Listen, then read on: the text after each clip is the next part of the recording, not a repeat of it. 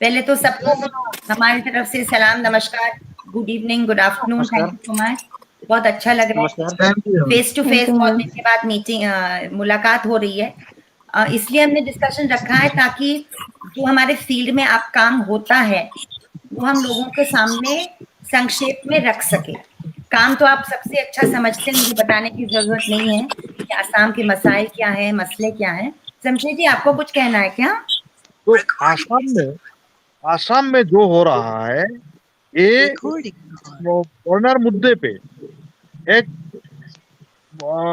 अलग एक समाज से होने वाला है जो किसी भी तरह से हम समाज के हितकार नहीं होंगे, स्टेट का हितजनक नहीं होंगे, ये हम समझते हैं।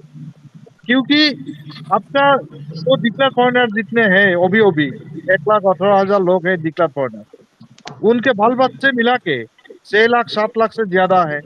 और ये 6 लाख 7 लाख 10 साल बाद आपका डिजिटल जो ग्रोथ रेट आएंगे, ऐसे 50 साल बाद कितना होगा? एक स्टेट का छोटे मोटे कंट्री का जितना आपका पॉपुलेशन नहीं है, उससे ज्यादा तो अभी यहाँ आपका लोग बाहर में है एनआरसी के। तो एक सब मिला के जो जब एक जनरेशन एक सोसाइटी पैदा करने के लिए हमारा स्टेट कोशिश कर रहे हैं, तो अब हम इन लोगों का जो जेन्युइन डॉक्यूमेंट है उस डॉक्यूमेंट के बजाय से इनमें से कितने लोग इंडियन सिटीजन है वो हम साबित करने के लिए जो जेन्युइनली जो फाइट करना चाहिए वो फाइट हम कर रहे हैं, चीजें भी कर रहे हैं और अगले दिन में भी करते रहेंगे। अभी जो आपका कोविड-19 का मामला आया, आपका सारे स्टेट लॉकडाउन, सारे कंट्री लॉकडाउन चल रहा है, सारे दुनिया लॉकडाउन में चल रहा है, तो अब भी हमारा टीम आसाम में पूरे के पूरे जिम्मेदारी लेके आपका लोगों को डिटेंशन कैंप से निकालना, आपका जितने सारे लोगों का केस आपका फॉरेनर्स ट्राइब्यूनल में आ रहा है, फिलहाल तो वो भी फॉरेनर्स ट्राइब्यूनल का हियरिंग बंद हो चुकी है। तो पहले जो लॉकडाउन के इनिशियल पीरियड में जितने सारे केस आए थे, उन केस को आपका फॉरेनर्स ट्राइब्यूनल में फाइट करने के लिए हमारा जो वकील, हमारा जो मैकेनिज्म वो काम कर रहे थे इस लॉकडाउन के बीच में भी। आप लोग सुन के थक जाएंगे, क्या अभी जो लॉकडाउन चल रहा है, लॉकडाउन के बीच आसाम में 100 से ज्यादा लोग डिटेंशन कैंप से बाहर आए और उनमें सीजेपी का एक अहम भूमिका है। हम सिर्फ Chirang and Bongaigaon district, 2 district में ही पिछले 15 दिन में 15 डेज में 17 अप्रैल से आज तक 12 से ज्यादा लोगों को आपका डिटेंशन कैंप से रिहा किया।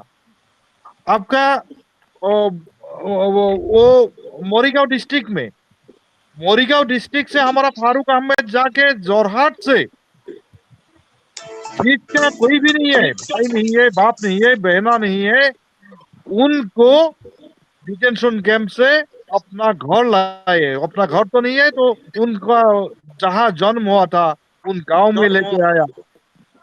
ऐसा कुछ काम हम कर रहे हैं। नहीं, अब सलाम नमस्कार, हम जितना भी कम बोले आपके मेहनत के लिए। मैं थोड़ा सा हमारी टीम की एक इंट्रोडक्शन भी करना चाहती हूँ। जमशेद अली जी को का तो मैंने तारुफ आपसे करा ही दिया, साथ साथ में बाकी हमारे जो टीम मेंबर्स हैं उनका मैं मुलाकात आपको करा दूं कि हमारे साथ नंदा घोष जी हैं, फारूक अहमद जी हैं, जैस्मीन सुल्ताना है, पपिया दास है और जॉइनल अबीदीन साहब है। बहुत बहुत आप सबको नमस्कार, सलाम। सीजेपी मुंबई और ऑल इंडिया की तरफ से और बाकी मानवाधिकार की पूरी कम्युनिटी की तरफ से हम आपका पूरे काम को अप्रिशिएट करते हैं। अभी अभी जो बात निकली, जमशेद जी ने जो बताया कि अभी भी लॉकडाउन के बीच में इतने लोगों को रिहा करने का काम, डिटेंशन कैंप से निकालने का काम जो सीजेपी ने किया है, उसका जो प्रोसेस है कितना उसका मतलब तकलीफदा एक प्रोसेस है, उसको समझाने के लिए मैं अभी आपको हमारे वॉलंटियर्स के पास ले जाना चाहूंगी।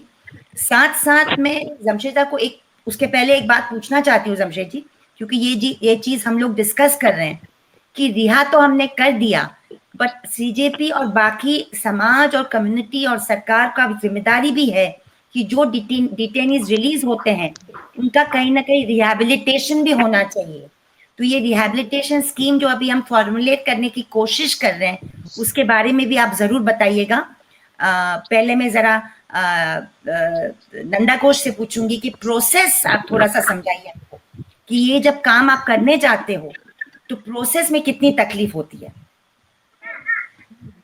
देखिए मैडम, पहला तो बात है कि ये जो पूरा प्रोसेस है, क्योंकि 3 साल जितने लोग को पहले हो चुकी थी, अभी हाई कोर्ट और सुप्रीम कोर्ट ने ऑर्डर दिया कि 2 साल होने जितने भी लोग को हो गया है उनको निकालने का एक ऑर्डर मिला है, वो भी 2 ग्रेंटर देना पड़ता है। पहले था 1 लाख करके 2 आदमी को, अभी 5,000 करके 2 आदमी को ग्रेंटर। इस ग्रेंटर के जितने डॉक्यूमेंट चाहिए वो है, देखिए पहले तो एक चाहिए उनका जो टैक्स क्लियरेंस सर्टिफिकेट, दूसरा जो है वो है उसको बोलते हैं जवानबंदी कॉपी, जो उनका लैंड डिटेल्स है उनके नाम पे, और उनका जो वकालतनामा चाहिए, वकील के एफिडेविट चाहिए, उनके डॉक्यूमेंट्स पूरा तरह से ठीक होना चाहिए, 1971 के पहले उनका लीगेसी डाटा होना चाहिए। और इस पूरा जो तमाम प्रक्रिया है उसमें थोड़ा सा भी कुछ गलत निकल गया तो रिजेक्ट कर देते हैं। तो इस लॉकडाउन के बीच में भी ऑफिस बंद है, थोड़ा दो एक काम चल रही है, कम्युनिकेशन गैप है, सभी के साथ कम्युनिकेशन हो नहीं पा रही है, तो बहुत ऑफिस में जाना पड़ता है। पहले तो एसडीओ सिविल में जाओ, कभी तो मंडल ऑफिस में जाओ, तो कभी सर्किल ऑफिस में जाओ, वकील के पास जाओ, ग्रेंटर निकलो, और सब होने के बाद भी थोड़ा सा भी एक लेटर का, एक टाइटल का थोड़ा इसका डिफरेंस हो गया वोटर आईडी से, या उनका जो लीगेसी डाटा है उसमें से थोड़ा नाम इधर उधर हो जाए तो रिजेक्ट कर देते हैं। इस वजह से बहुत ही परेशान होना पड़ता है। और सीजेपी के जितने भी वॉलंटियर्स है, तमाम वॉलंटियर्स और जितने भी आदमी जो इनके साथ जुड़े हुए हैं, वो सभी जानते हैं कि कितने परेशानी के काम है। क्योंकि पहले तो लॉकडाउन चल रहे है, कोविड-19 का डर है, हम एक के साथ दूसरे को मिक्स नहीं कर सकते, हैंडशेक नहीं कर सकते हैं, वो कम्युनिकेशन गैप रहने पड़ते हैं।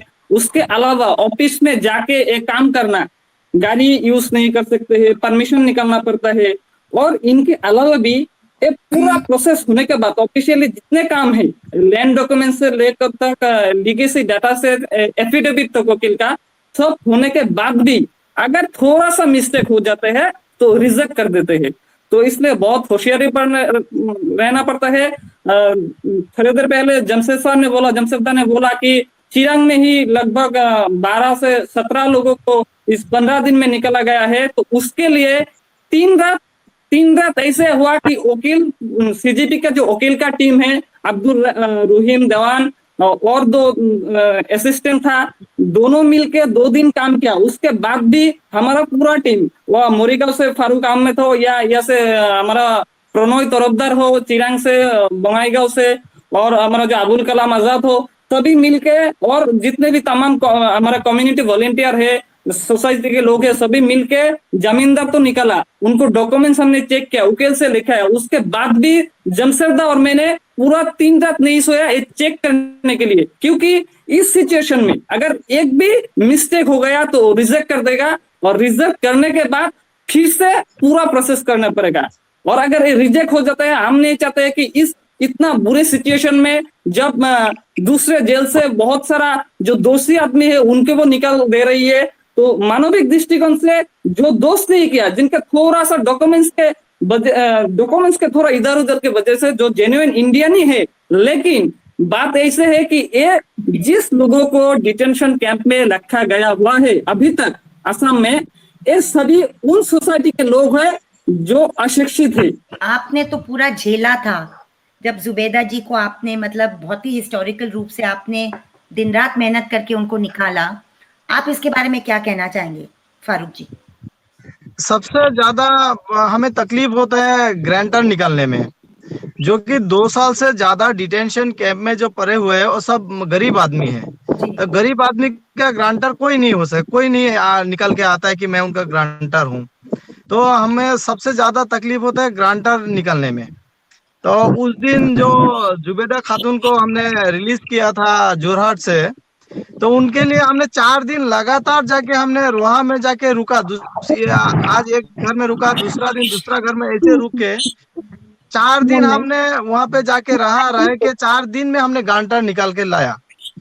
तो पहले तकलीफ तो ग्रांटर का होता है, बाद में होता है कागज का जो प्रोसेस होता है वो बहुत ही डिफिकल्टी होते हैं कागज की प्रोसेस। जैसे कि मान लीजिएगा किसी का कोई कागज में एक टाइटल अलग है, दूसरी कागज में टाइटल नहीं, एक लेटर अलग है, तो उसको रिजेक्ट कर दिया जाता है। जमशेद जी, हमने जो रिहैबिलिटेशन पैकेज के बारे में सोचा है, सीजेपी जो रिहैबिलिटेशन पैकेज के बारे में कोशिश कर रही है कि आप थोड़ा सा ये समझाएंगे कि जिस तरह मतलब 1 बीघा जमीन वाले, जिसके पास 1 बीघा जमीन है, 2 बीघा जमीन थी और वो भी पूरा मॉर्गेज करके वो चली जाती है, तो जब रिहा होके आते हैं तो वो हमारे लिए कितना बड़ा चैलेंज है सीजेपी के लिए और समाज के लिए। क्या सीजेपी जितने सारे लोगों को डिटेंशन कैंप से निकला है अब तक, इन लोगों को निकलने के बाद हमारा थोड़ा सा एक नई चीज हमको महसूस हुआ।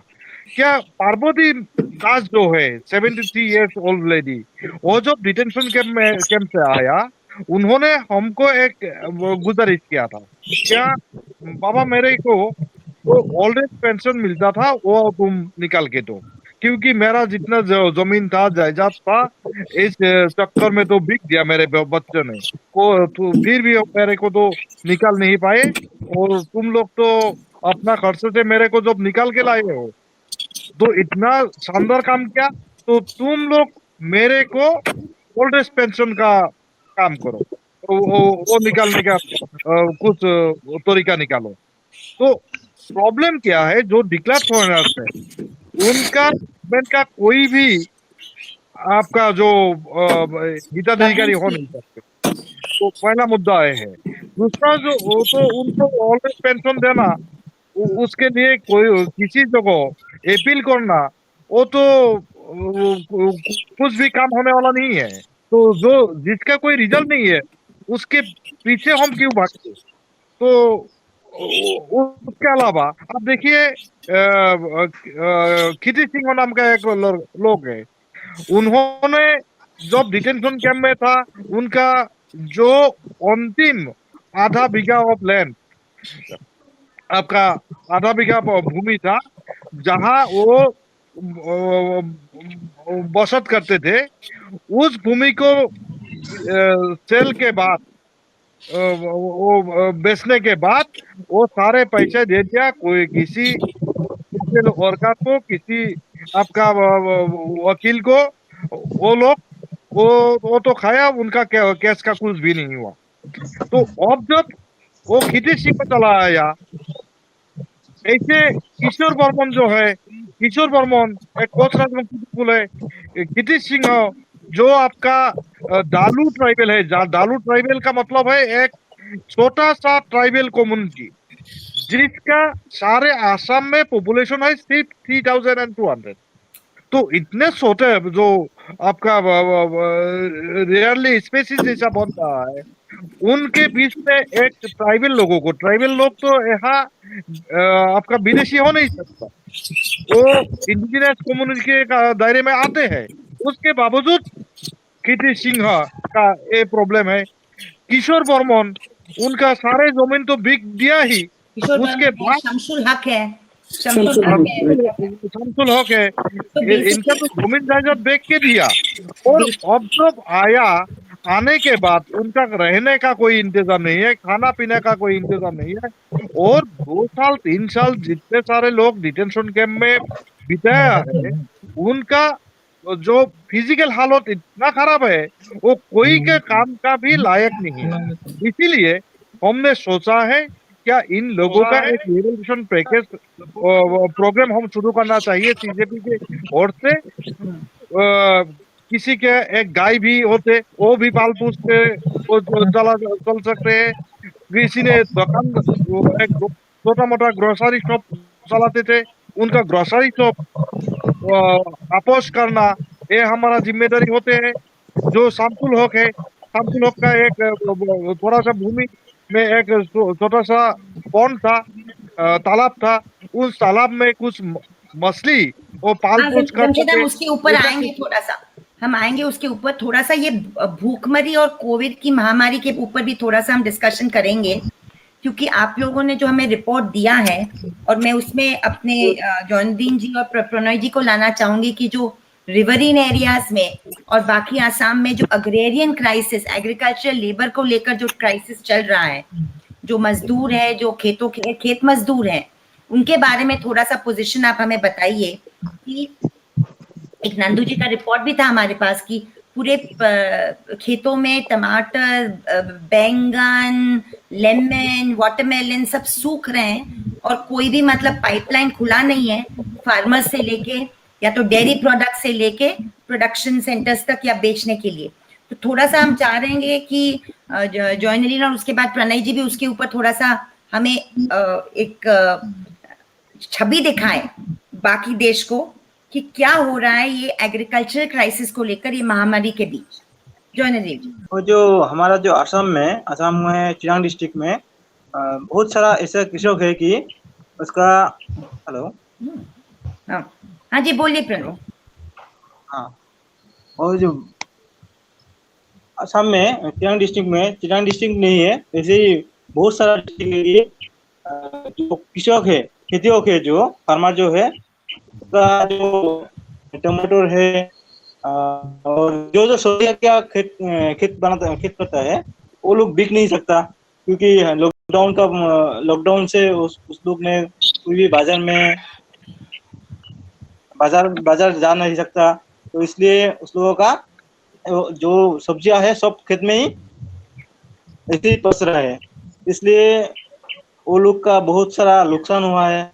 इसलिए हम लोग जो उस लोगों के सामने गया था, उस लोगों ने बोला है कि उस लोगों ने ऐसे बोला है कि जो उस लोगों का जो केसीसी लोन लेके वो जो खेती किया था, उस लोगों ने ऐसे बोला कि केसीसी लोन वो लोगों को माफ नहीं करने से वो लोग किसी भी खराब या जो हम लोग क्या बोलते हैं उसको, फांसी चढ़ जाएगा किसी फार्मर का, ऐसे बोल रहे हैं। वो लोग का जो आज का जो उस लोगों का जो प्रॉब्लम, सबसे बड़ा प्रॉब्लम है ये, क्योंकि वो लोग खेत से ही वो लोग का जो आमदनी होता है, वहां से वो लोग रोटी रोजगार करते हैं, चलाते हैं, पेट चलाते हैं। इसलिए आज का जो प्रॉब्लम है उसका बहुत बड़ा प्रॉब्लम है। और ऐसे ही कि किसी गांव में किसी कोविड-19 पॉजिटिव है, इसलिए वो लोग उस गांव में जो सब्जियां होता है, उस सब्जियां दूसरे गांव में या बाजार में बिक नहीं सकते, ऐसे भी एक प्रॉब्लम है। वो लोग वहाँ एक गांव से अनेक गांव जाने के लिए जो सोचते हैं कि हम वो गांव में जाके हम कुछ सब्जी उसमें बिक सकता हूँ, लेकिन वो जो उसका जो प्रॉब्लम है कि उस गांव में हो सकता है कि कोविड-19 पॉजिटिव है एक आदमी का, इसलिए वो लोग बाजार में नहीं जा सकते हैं। पहला तो मुद्दा ये है, सारे जो एग्रेरियन प्रॉब्लम असम में इतना गहरा हो गया, क्या किसान का जो खेत था वो सारे के सारे जल गया है।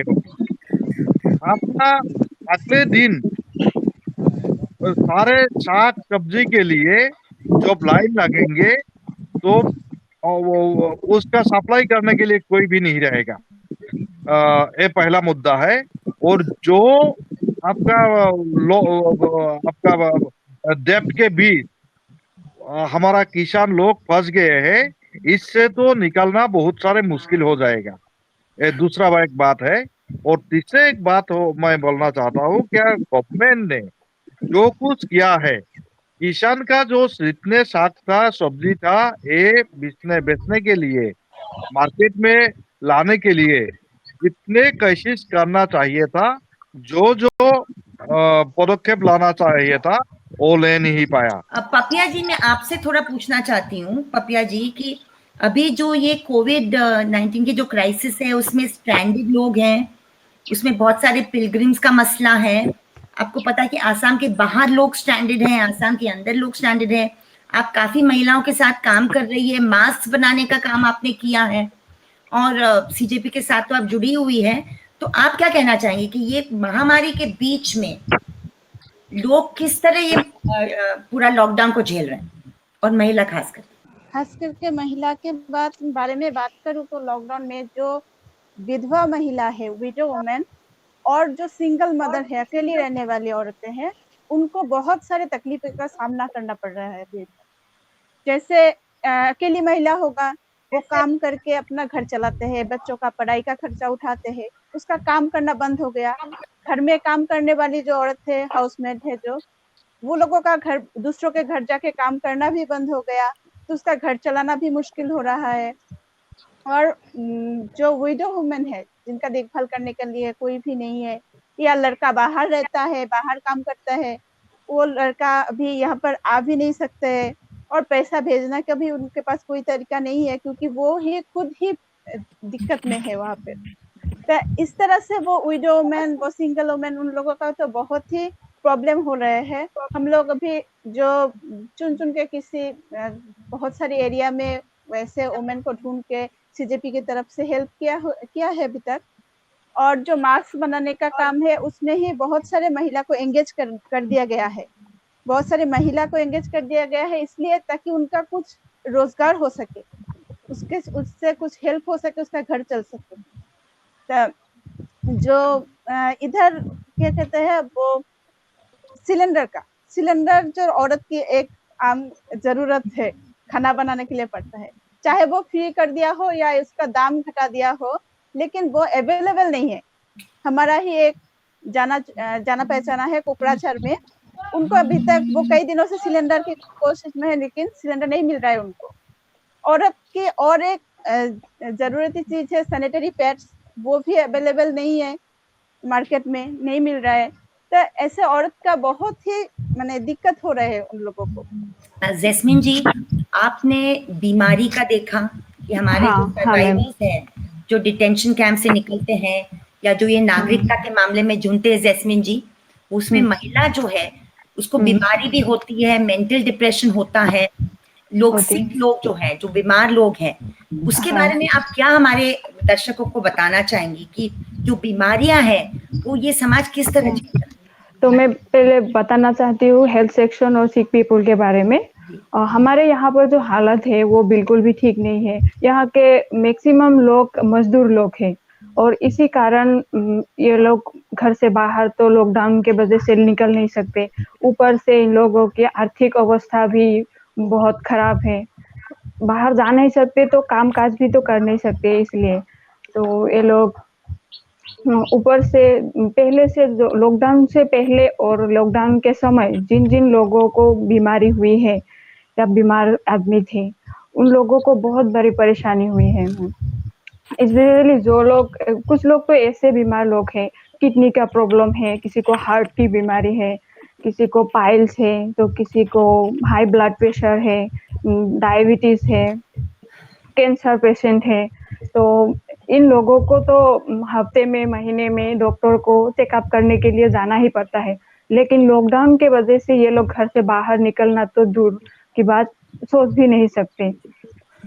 तो अभी जो देख रही है कि जितने भी लोग हैं, डिटेंशन कैंप के जाने के बाद हो, निकलने के बाद हो, या कोई डिवोटर नोटिस पाने के बाद हो, या जो 19 लाख पीपल अभी तक एनआरसी में नाम इंक्लूड नहीं हुआ, जो एक्सक्लूड है, वो सभी लोग को हमने जितना भी ऑब्जर्व किया, सभी का कुछ ना कुछ मेंटल डिप्रेशन में ऐसा हुआ, कुछ लोग मतलब दिमाग के हालात खराब हो गया। सिर्फ ये नहीं, जो हमारा एडवोकेट से जो ट्राइब्यूनल में काम कर रही है स्पेसिफिकली, ऐसे भी एडवोकेट है जिनका दिमागी हालात खराब हो गया। क्योंकि देखिए, I think it should be example, जैसे आपने पार्वती दास का बोला, उनका जो लड़का है, एक तो दिमागी हालत उनका खराब है, दूसरा जो लड़का है वो टोटा चलाते हैं। तो पार्वती दास अभी 73 ईयर्स उनका हो गया। अब जब उनको घर में आए डिटेंशन कैंप से, तो वो सोचने लगा कि आप कैसे चलेंगे, क्योंकि एक लड़का है जिनका दिमागी हालत खराब है, दूसरा लड़का जिनका इनकम बहुत कम है, तो वो कैसे चलेगा। एक है बात। दूसरा मैं बोलना चाहूंगा बंशीधर राजवंशी का, जो चिरांग में सीजेपी की तरफ से लेके आया है, 10 दिन हो गया। हमने 22 तारीख को जब एसपी ऑफिस में ग्वालपारा डिटेंशन कैंप से बंशीधर राजवंशी को लेके आया, तब घर आने के 3 साल बाद जब वो लोग घर आए तो उनके चेहरे पे एक खुशी देखा, हमें भी अच्छा लगा कि जिस आदमी को निकालने के लिए हम 9 महीने से कोशिश कर रही है वो भी घर जाएंगे। हमें भी खुशी थी, उनको भी खुशी थी। लेकिन 2 दिन बाद, हफ्ते में 7 दिन बाद उनको थाने में जाना पड़ेगा, लोकल पुलिस स्टेशन में, वो बात समझाने के लिए। और उनके अलावा भी सीजीपी की तरफ से हम उनको रेशन पहुंचाने के लिए जब घर में गया तो सिचुएशन ऐसा देखा कि जब एसपी ऑफिस में जो चेहरा था वो चेहरा अभी नहीं रहा, क्योंकि वो पूरी तरह से उनका हालत बिगड़ चुकी थी, मानसिक स्तर से भी और शारीरिक स्तर से भी। क्योंकि डिटेंशन कैंप के जाने के पहले उनके घर में 9 गायें थी, उनके घर में एक बाघ थी, मतलब सुपारी की जो गार्ड ये थे वो थी। उसके अलावा उनको छोटे से एक ग्रोसरी शॉप थे जो जिससे उनका पूरा फैमिली चलता था। जब डिटेंशन कैंप से वो घर में आया तो देखा है कि उनका जो बेटा था, उनके डिटेंशन कैंप जाने के बाद उनका दिमागी हालत खराब हो गया। जो ग्रोसरी शॉप था वो बिक दिया, जो 9 गायें थी वो बिक दिया। तो अभी हमारे साथ जब बातचीत कर रहा था, बेचारा खुद का बात भी नहीं बोल रहा था कि अभी करे तो क्या करे। वो बोल रहा था मेरा गाय भी चला गया, मेरा बेटा अभी बीमार है, मेरे बीबी बीमार है, मेरा ग्रोसरी सब चला गया। तो ऐसे अच्छा होता कि डिटेंशन कैंप में सुब्रतो दे या जुब्बार अली जैसे मर जाए, वो शांति मिला, मैं भी मर जाता तो अच्छा होता। तो दिस इज द सिचुएशन। तो मेंटल एज पूरा तरह से उनका मतलब ये हो गया। शमसुल अली जो मैं पहले बोलना चाहता था, उनका एक फिशरी था, वो फिशरी अब 4 साल के कीबे पे चला गया। जो छोटी सी माटी थी वो भी चला गया। उनके अभी उनको इनहेलर लेना पड़ता है क्योंकि सांस की उनको बीमारी है, उनको सांस की प्रॉब्लम है, तो इनहेलर लेना पड़ता है। कोई काम करने का उनका मतलब उतना पावरफुल नहीं है कि काम करने का लायक है। तो उनको जो पत्नी है वो पत्थर उठाने के काम कर रही है। तो उनका जो मेंटल सिचुएशन है, अभी क्या करे और क्या ना करे। जो अष्टमी दास है, अष्टमी दास ठीक तरह से देख नहीं सकते। तो वो जब हमने उनको घर में देके आया, उसके बाद जब राशन पहुंचाने के लिए गया तो उन्होंने रोक पड़ा, इसलिए क्योंकि वो बोल रही है कि मैं तो आंख से ठीक तरह से नहीं देखता हूँ और बाकी जितने भी लोग हैं वो भी उतना कंडीशन अच्छी नहीं है उनके साथ, जो भी कोकराझार डिटेंशन कैंप में था। तो आप लोगों को तो हम पहचानते नहीं है, आप लोगों ने हमको ले आया, आपके लोग तो बहुत सीजीपी बहुत अच्छा काम किया, लेकिन हमारा एक और काम भी कर दो कि 7 दिन बाद हम कैसे जाएंगे थाने में। इसके लिए हमें पैसे की जरूरत होगी और मैं पढ़ाई नहीं जानता, सब अनपढ़ है, तो दूसरों के से गांव के लोगों को लेके जाना पड़ेगा, उसका एक हाजिरा है। आप लोगों को हम कितने परेशान करेंगे। और इतना आदमी निकल के आप लोग ले आया तो सभी के लोग सब तो आप जा नहीं सकते। तो जो कम्युनिकेशन खर्चा है 7 दिन बाद जाना पड़ेगा, वो हम कैसे करेंगे, ये है प्रॉब्लम है। और मैं दूसरी प्रॉब्लम अब्दुल रशीद ने जो बात बोला और रविंद्र मल्लिक ने जो बात बोला, वो लोग तो ऐसे बोल रही है कि हम तो एक ग्रेंटर 2 देके आप लोगों को वजह से निकल के आया, प्रोसेस हुआ, हम घर में आया। लेकिन कोविड-19 के बीच में तो जाना प्रॉब्लम ही है 7 दिन बाद। इसके अलावा भी जब ये कोविड-19 चला जाएगा और हमें हर हफ्ते में 1 दिन जाना पड़ेगा तो हम कैसे जाएंगे। और एक बात है मैडम, ये लोग सभी तो इंडियन होते हुए भी 90% से ज्यादा उनका डॉक्यूमेंट्स होते हुए भी उनको डिक्लेयर फॉरेनर्स किया गया है। इसमें से ज्यादा है एक्सपर्टी केस, क्योंकि ये अनपढ़ है। पार्लियामेंट में एक्चुअली बताया गया वो शशि थरूर के सवाल पे कि 66 मतलब बहुत सारा केस फॉरेनर ट्राइब्यूनल में बिना सुनवाई के डिक्लेयर हो जाते हैं। मतलब बिना आप और मुझे चांस देते हुए मुझे डिक्लेयर कर देते कि फॉरेनर, जिसको आप एक्सपर्ट ही कह रहे हैं। जनरल साहब, आपको अभी आवाज आ रही है? मैडम और एक बात है, जो वो लोग बोल रही है कि अभी हमें तो निकल के ले आया, लेकिन हम तो इंडियन डिक्लेयर होके नहीं आया। तो इसके साथ हम कैसे मतलब झेले, क्योंकि कैसा लड़ेंगे? नेक्स्ट जनरेशन हमारा अभी कुछ हो जाएगा। तो इस वजह से जितने भी लोग अभी तक आए हैं सबका मानसिक रूप से, शारीरिक रूप से पूरी तरह से बिगड़ गया। मुझे तो ये भी लगता है कि इन सभी को, गवर्नमेंट के तरफ से हो या सीजेपी की तरफ से या कोई भी ऑर्गेनाइजेशन की तरफ से हो, हर व्यक्ति को उसको फिजिकल जो कंडीशन है वो भी चेकअप करना चाहिए डॉक्टर से, और जो मानसिक हालात है उनके पूरे परिवार को, और जो डिटेंशन कैंप में था उन सभी लोगों को मानसिक जो साइकेट्रिस्ट कहते हैं उससे भी उनके, और साथ साथ हमारा पूरा सोसाइटी को उनको सपोर्ट जरूर देना पड़ेगा। जमशेद जी, मुझे लगता है कि जब आप लोगों ने लास्ट गए हफ्ते में 8-9 दिन के मेहनत के बाद जब लोग निकल के आए थे, याद है आप और हमारी बात चल रही थी कि हर हफ्ते रिपोर्टिंग के बारे में, फिर आप लोगों ने कुछ लेटर्स दिए पुलिस स्टेशन में कि कम से कम कोविड महामारी के बीच में ये रिपोर्टिंग का एग्जेम्पशन मिला है, तो वो माना गया क्या पुलिस स्टेशन में? अब देखिए, हमने सोचा था क्या हम पुलिस को देंगे, पुलिस रिसीव करेंगे तो अच्छा है, हम किसी न किसी तरह से वो माने या ना माने हम लीगल एक्शन ले सकते हैं, आपका सुप्रीम कोर्ट को नॉक कर सकते हैं इसके लेकर। और यहाँ का जो पुलिस स्टेशन है, पुलिस स्टेशन में ऐसा बोलना है क्या ये हम रिसीव कर नहीं पाते, और 2-3 पुलिस स्टेशन ने बताया क्या आप लोगों का जो मुद्दा है वो मुद्दा हम ठीक कर दे रहे हैं।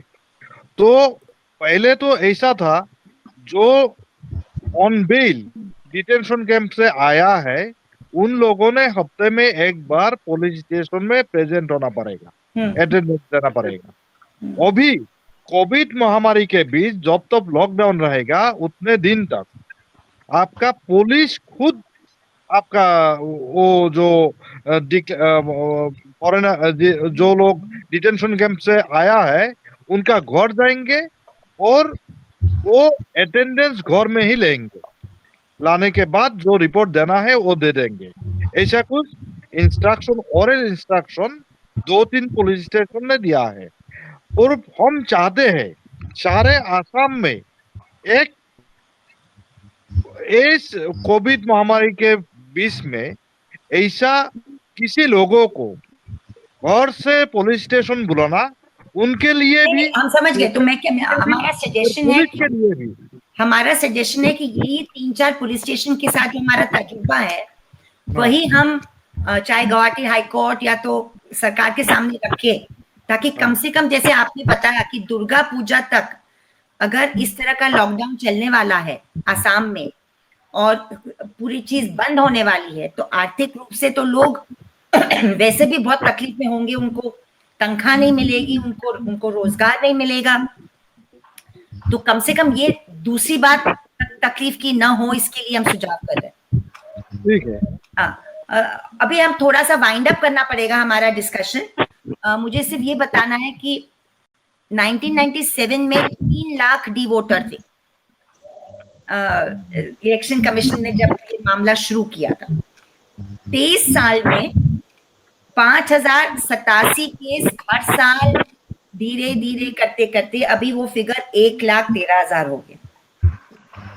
19 लाख लोग, उसके ऊपर 1,17,000, उसके ऊपर 1,13,000, मतलब 2,30,35,000 लोग, मतलब 21-22 लाख लोगों के केसेस कभी कोई भी कोर्ट में, कोई भी फॉरेनर ट्राइब्यूनल, हाई कोर्ट इसका कैपेसिटी नहीं है कि वो हैंडल कर पाए। ये सॉल्यूशन कहीं और से निकालना पड़ेगा और निकलना पड़ेगा। इसके पास ये पॉलिटिकल करेज होगा हमें पता नहीं है, मगर कहीं ना कहीं हमें ये बात रखनी पड़ेगी कि इतने सारे केसेस को अगर आप ये पूरे फनल में डाल देंगे, तो जैसे आपने खुद कहा कि ये 23 लाख लोग नहीं, 23 लाख लोग प्लस उनके बच्चे प्लस उनके परिवारों का मामला है। तो हमें कहीं ना कहीं कुछ out of the box solution भी रखना पड़ेगा। समाज के सामने, राजनेता के सामने और देश के सामने। उम्मीद है कि धीरे धीरे हम हमारा काम करते करते ये भी हम हमारे डिमांड रखते जाए कि आप इस तरह की, हम तो काम हम ना करते जाएंगे, मगर कितने केस हम लड़ पाएंगे, कितना कर पाएंगे, तो यही बात हम आपके सामने रखना चाहते हैं। आप सबकी मेहनत को हम इनकलाबी सलाम करके, जिंदाबाद करके कहना चाहते हैं कि आप हिम्मत न हारे। सीजेपी आपके साथ है, आप अपना काम करते रहिए। आखिर में सबको मैं 2-2 मिनट का टाइम देना चाहूंगी कि कुछ कंक्लूडिंग रिमार्क्स आप अगर करना चाहे, क्योंकि काफी अच्छा डिस्कशन हुआ है, लंबा डिस्कशन हुआ है। मैं सबसे पहले जॉइनल जी को बताऊंगी, उनको चांस दूंगी, उसके बाद प्रणय जी को और बाकी लोगों को। आप कुछ बोलना चाहेंगे जॉइनल जी? हाँ मैम, हमारा जो असम का जो प्रॉब्लम है सब तो ये लॉकडाउन में होगा, लेकिन हमारा जो किसान है, किसान को जो सामान है वो तो सब खराब हो जाएगा। लेकिन वो सामान, जितना भी सामान है खेत में, सब सामान तो खराब हो जाएगा, बेच नहीं पाएगा, मार्केट में लॉकडाउन के लिए नहीं ले पाएगा। पहले तो हमारा जो जनरल जी ने जो बोल रहा था, हमारा जो सब्जियों का खेतों का जो प्रॉब्लम बता रहा था, उस लोगों को फर्स्ट टाइम तो हमारा ऐसे यही बात है कि उस लोगों को सरकार ने कुछ हेल्प करना चाहिए। और हमारे सीजीपी से उस लोगों को पास जो जब गया था, उस लोगों ने ऐसे बोला था कि सीजीपी को पहले हमको धन्यवाद दिया था, क्योंकि कोई भी ऐसा सरकारी बेसरकारी जो सांबादिक है, संवाद माध्यम है, वो वहाँ पर गया नहीं था, क्योंकि उसका जो प्रॉब्लम है वो प्रॉब्लम तो सरकार को सुनाना पड़ेगा। कोई भी गया नहीं, इसलिए उस लोगों ने हमारा जो सीजीपी का टीम है, सीजीपी का टीम को धन्यवाद दिया था। दूसरे टाइम वो लोग ने बोला है कि हमको सीजीपी को जो, और वहाँ पर बहुत ऐसा आदमी है जिसका अभी केस चल रहा है, डिटेंशन डिपोटर का केस चल रहा है।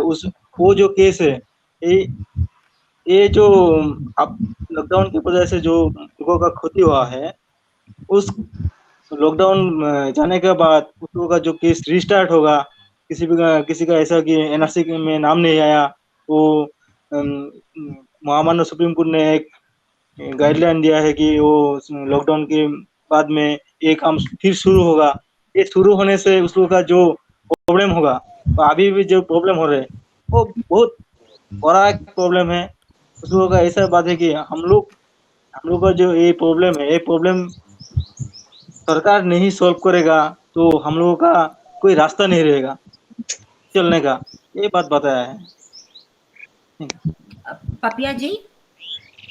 हाँ मैम, मैं बोल रही थी कि जो पिलग्रिम्स है और माइग्रेंट लेबर्स है, उन लोगों के हेल्प के लिए सीजीपी की तरफ से एक हेल्पलाइन नंबर दिया गया था। 4-5 नंबर थे वहाँ पे, तो उस नंबर पे हर रोज हर एक नंबर पे 40-50 कॉल आ रहे हैं। जितना हो सके सब हेल्प कर रहे हैं, हम लोग सब मिलके हेल्प कर रहे हैं। उसमें से मैं 2 एग्जांपल दूंगी। एक है पिलग्रिम्स के टीम, वो वृंदावन में है। 3 टीम है, एक 11 जन की है, एक 20 जन की है और एक 23 जन की है। तो उन लोगों के पास स्मार्टफोन नहीं था, वो फॉर्म फिलअप नहीं कर पा रहे थे, तो इधर हम लोगों ने सब मिलके सीजीपी की तरफ से उनका फॉर्म फिलअप करना या जो कुछ हो सके हम लोग जितना हो सके हेल्प किया। उसके बाद प्रशासन की तरफ से उसको उन लोगों को जाके कल वहाँ पे जाके उत्तर प्रदेश में वृंदावन में उन लोगों का खबर लिया, इंक्वायरी की उन लोगों की, तो ये बहुत बड़ा हेल्प हुआ। और एक पार्टी है, वो दिल्ली में एम्स में ट्रीटमेंट के लिए गए थे, उधर 7 आदमी थे।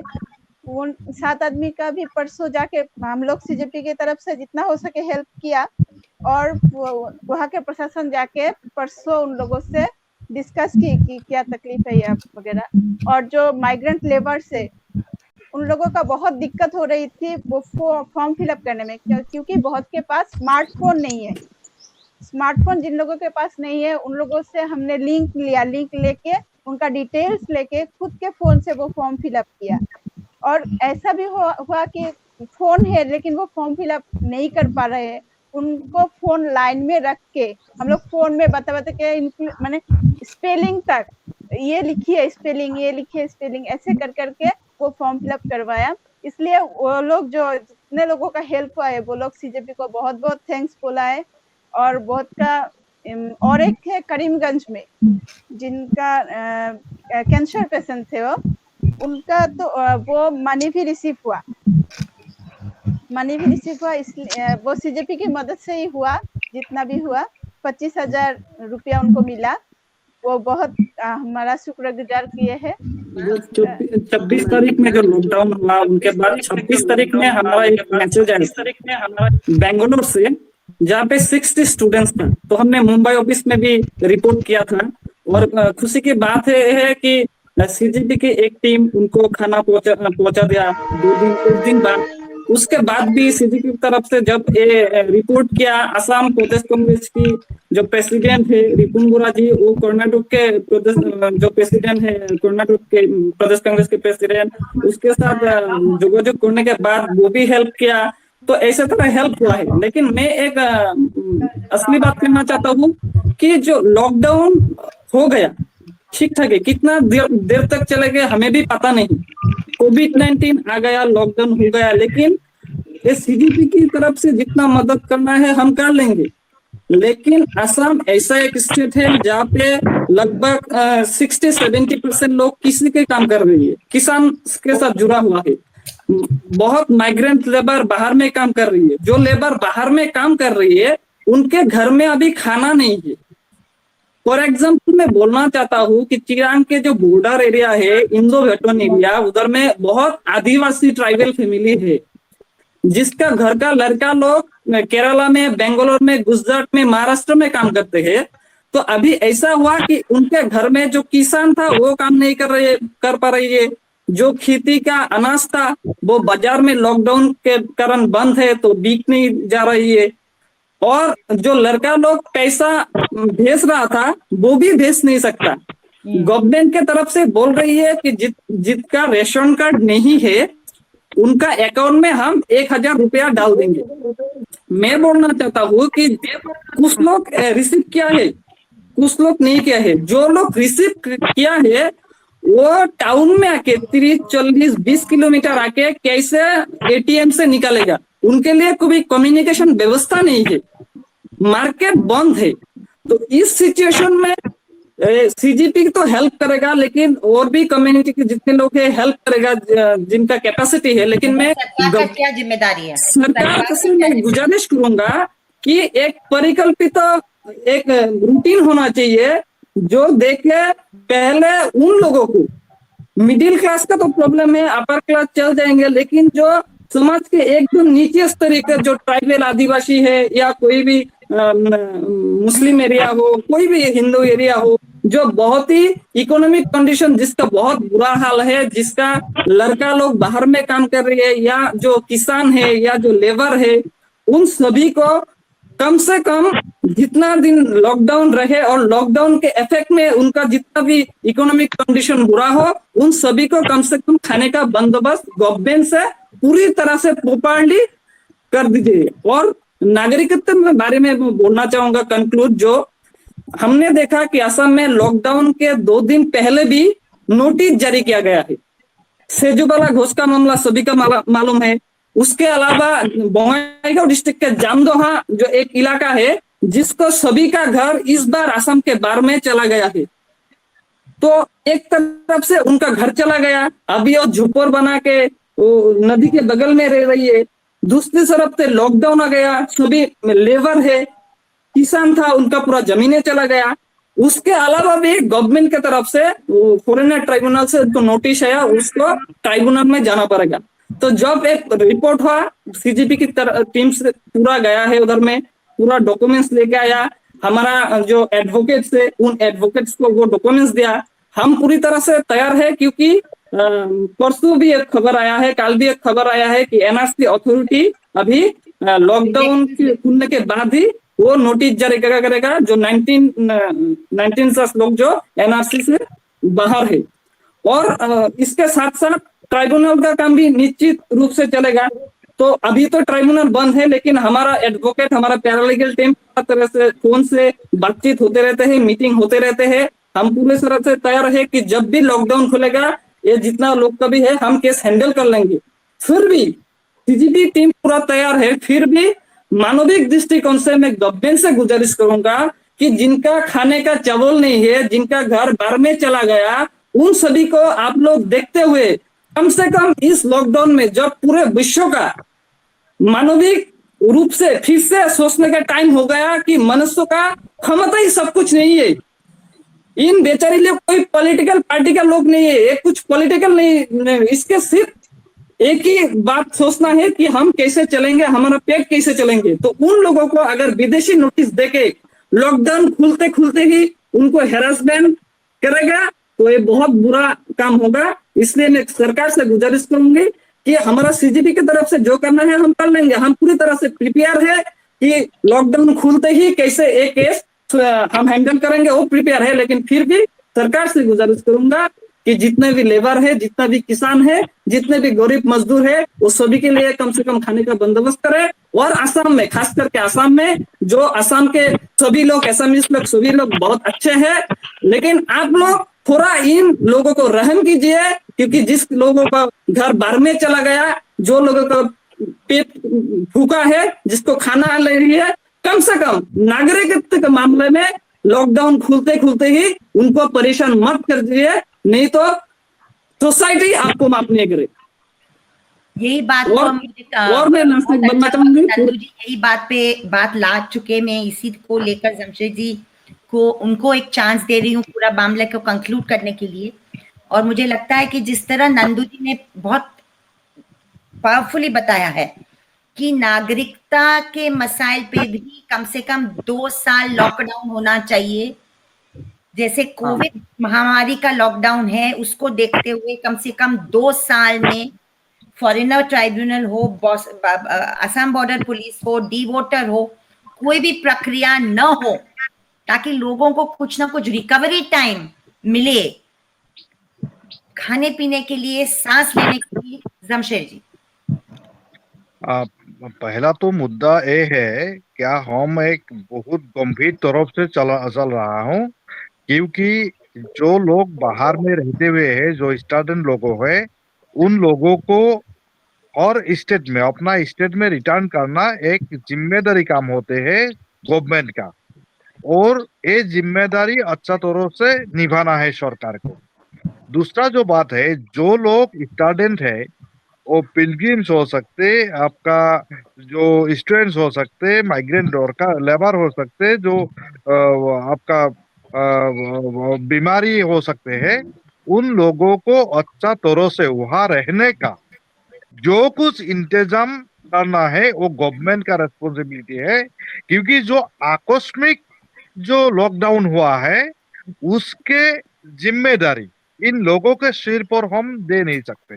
तो इसके लिए एक जोरदार एक जनमत होना चाहिए, जो स्टूडेंट के लिए, जो लॉकडाउन के लिए दूसरे कोई स्टेट में है, उनका पूरे का पूरे जिम्मेदारी स्टेट को लेना पड़ेगा। तीसरा जो बात है, जो नंदू ने अच्छी तरह से बताया है, क्या हमारा जो सिटीजनशिप का मामला है, इस सिटीजनशिप के मामला पे 2 साल का पूरे के पूरे लॉकडाउन होना चाहिए। उसका कोई भी सुनाई, कोई भी गवाही लेना वो होना नहीं चाहिए। और अगर कुछ होना है, एक ही काम हो सकता है, जितने सारे लोगों को फॉरेनर्स डिक्लेयर किया है, उन सारे डॉक्यूमेंट को सुप्रीम कोर्ट के रिटायर्ड 5 जज के एक पैनल होना चाहिए, वो पूरा के पूरे रिव्यू होना चाहिए। और उस रिव्यू के मुताबिक जितने सारे लोगों को सिटीजनशिप जो फॉरेनर डिक्लेयर किया है, उस फॉरेनर है या नहीं है, उसके ऊपर एक अच्छा रिपोर्ट आना चाहिए। एक ही काम चल सकते, उसके अलावा कुछ भी काम होना नहीं चाहिए। और इसके बावजूद जो कोई जुर्म आएगा, सिटीजनशिप के लेकर हो, भूखमरी लेके हो, क्योंकि भूखमरी आज इतना गंभीर है, या क्या गवर्नमेंट ऑफ आसाम ने लोगों को जिनका रेशन कार्ड नहीं है, उनको आपका कुछ 1,000 रुपया महीने में रिलीफ देने का बात बोल रहे हैं। और वो रिलीफ कौन को मिले, किसको मिलेगा? जो 2011 के सेंसस के मुताबिक सेपरेट फैमिली थे। 2011 से 2020 चल रहा है, इसके बीच कितने सारे लोग, कितने सारे फैमिली सेपरेट हुआ है। वही सेपरेट फैमिली का क्या उनका बसने का कोई हक नहीं है क्या? इसके बारे में भी सरकार को सोचना चाहिए। और स्टूडेंट पीपल को सिर्फ 2,000 रुपया देना एक कैसा बात होते हैं? जो पापिया दास ने बताया कि जो लोग दिल्ली में जो हेल्थ चेकअप के लिए एम्स में गया था, उन्होंने जो होटल में है वो भी, उस होटल में हर दिन 2,000 रुपया देना पड़ते हैं। तो उनको महीने में 2,000 रुपया तुम दोगे, उनको सारे कंप्लीट हुआ था प्रोसेस, 5 दिन दे सकते थे हम क्या? आप लोग अपना अपना जगह पे जाइए, उसके बाद हम लॉकडाउन शुरू करना है। वो जिम्मेदारी आपने नहीं लिया। आकस्मिक मोहम्मद बिन तुगलक के जैसा आपने डिसीजन लिया, और उस डिसीजन से आम जनता को इतने जिम्मेदारी लेना पड़ेगा, वो सही नहीं है। इसके खिलाफ जोरदार आवाज उठना चाहिए। आप लोग अपना हिम्मत बनाए रखें। सीजेपी जितना भी कर सके उतना हम करते जाएंगे। आपकी टीम ज्यादा मजबूत होती जाएगी। मुझे पता है कि आप सब साथ में मिलके ये सीजेपी का जो एक नजरिया है संविधान को लेकर, मानवाधिकार को लेकर, और मुझे लगता है ये नोट पे ही हमें आज की बात कंक्लूड करनी चाहिए कि जब देश भर और विश्व भर में मनुष्य और प्रकृति के रिश्ते के ऊपर सवाल उठ रहे हैं कोविड महामारी के बाद, तो क्या हम नागरिकता को लेकर इस तरह अपने ही लोगों को इस तरह जाल में फंसाने का काम, टॉर्चर करने का काम, बीमार मतलब टारगेट करने का काम चालू रख सकते हैं क्या? एक रीथिंकिंग की जरूरत है। और कम से कम 2 साल तक ये नागरिकता पे लॉकडाउन होना चाहिए। कोई फॉरेनर ट्राइब्यूनल नहीं होना चाहिए, किसी को भागदौड़ नहीं करना चाहिए। 19 लाख लोग जो बाहर है, 1,17,000 लोग जो बाहर है, 1,13,000 लोग जो बाहर है, सबके लिए 2 साल के लिए कम से कम ये टॉर्चर से वो दूर रहे, कुछ रीग्रुपिंग का टाइम मिले उनके लिए। यही हम लोग एक कोशिश कर सकते हैं एक जनमत बनाने का। इसी को कहकर मैं आज का डिस्कशन कंक्लूड करना चाहूंगी। आप लोग सब सही सलामत रहिए, अपनी सेहत को संभालिए, अपने हेल्थ को संभालिए, काम जरूर कीजिए मगर पूरे प्रिकॉशन के लेकर कीजिए। और citizen for justice and peace बस आपके साथ है। बहुत बहुत शुक्रिया। नमस्कार सर।